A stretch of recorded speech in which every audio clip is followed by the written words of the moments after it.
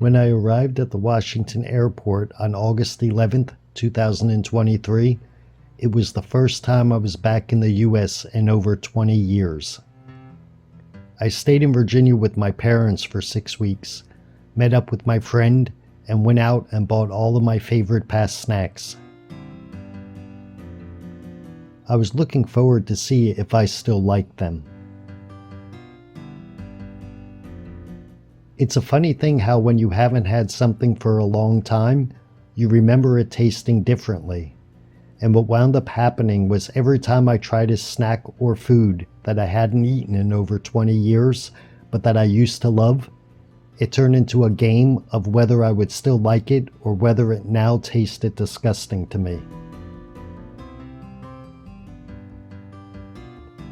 Chips like Fritos and Cheetos and Doritos all tasted about the same as I remembered. Taco Bell was one of my favorite fast foods when I was younger, and despite being pretty sure the meat inside of a taco is not actual meat, it still tastes exactly the same as it always did, and I couldn't get enough. The Pizza Hut breadsticks were also one of the foods that taste just like it did over 20 years ago. Then we come to the foods that were some of my favorites of the past, that are now some of the most disgusting things I've ever eaten in my entire life.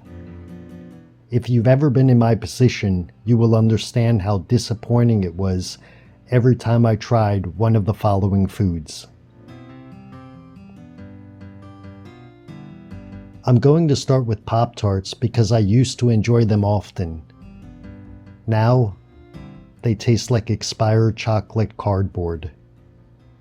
Then we have Pizza Hut pizza, and although the topping still tastes the same, the flavor of the crust disappointed me. It wasn't bad, but it's something I would not look forward to eating again. I believe though over time, if I eat it again and again, I would acquire the taste for the crust.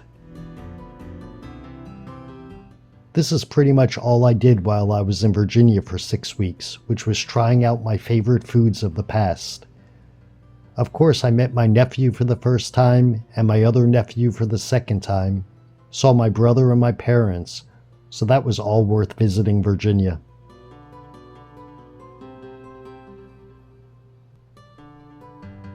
At the end of September, I said goodbyes to my family. I jumped on a train to Washington, flew to Seattle, and then caught a connecting flight to Fairbanks. I arrived in Fairbanks at 2 a.m. I went to the hotel and fell asleep, looking forward to my road trip through Alaska that was to start the next morning.